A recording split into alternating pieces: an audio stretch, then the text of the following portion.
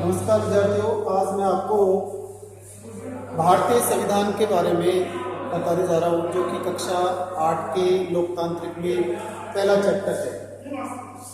जैसा कि आपको पता है कि संविधान जो है वो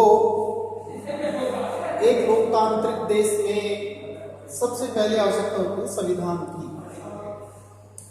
अब संविधान समझने से पहले मैं आपको एक उदाहरण द्वारा स्पष्ट करूंगा। विद्यार्थी, जैसे कि हम खेल खेलते हैं, क्रिकेट हो, फुटबॉल हो, खो खो, जो भी है, आपके चैप्टर में जैसे बताया गया है कि इसमें एक फुटबॉल के खेल का उदाहरण दिया गया है। आपने खेले होंगे तो फुटबॉल के खेल के कुछ नियम भी पता होगा। उन नियमों में यह है कि फुटबॉल जो है वो पैरों से खेला जाता है। गोलकीपर के अलावा कोई भी हाथों का प्रयोग नहीं कर सकता। और अगर किसी भी खिलाड़ी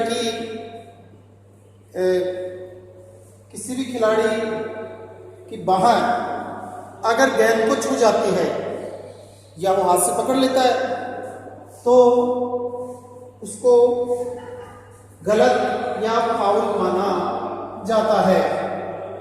इसी तरह से अलग अलग खेलों के अलग अलग नियम होते हैं।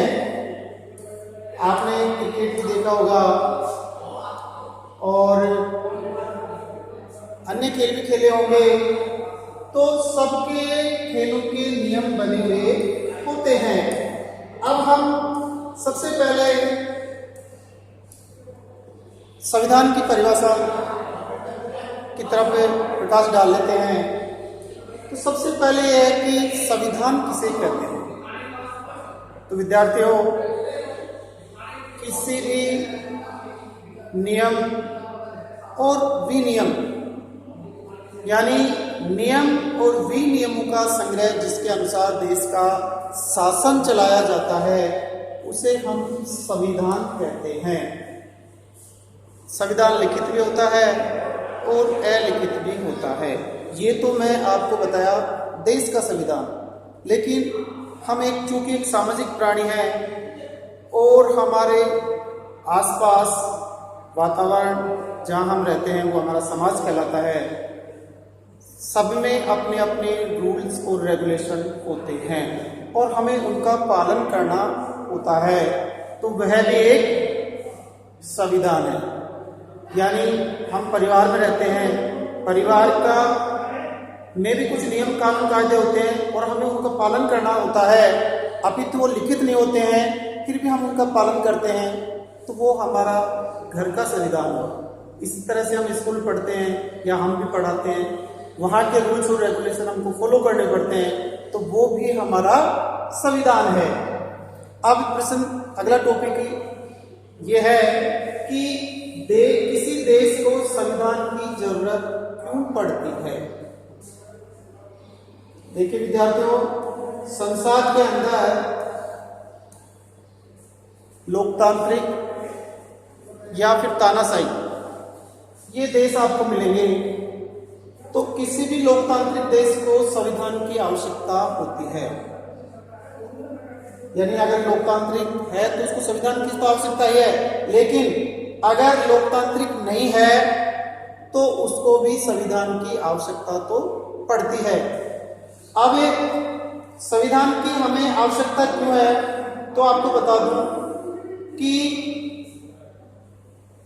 संविधान देश में रहने वाले लोग उनका अच्छी तरह से पालन कर सकें और उनके बनाए हुए नियमों के अनुसार अपना शासन, जो हमारे चुन के जाते हैं लोकतांत्रिक सदस्य जनता द्वारा चुने जाते हैं, वो उसका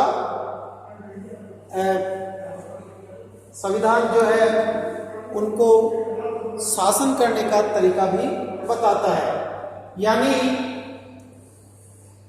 यह दस्तावेज उन आदर्शों को सूत्रबद्ध करता है जिनके आधार पर नागरिक अपने देश को अपनी इच्छा और सपनों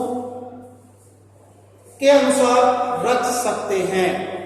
अर्थात हमारे संविधान का मूल स्वरूप क्या होगा यह भी संविधान बताता है।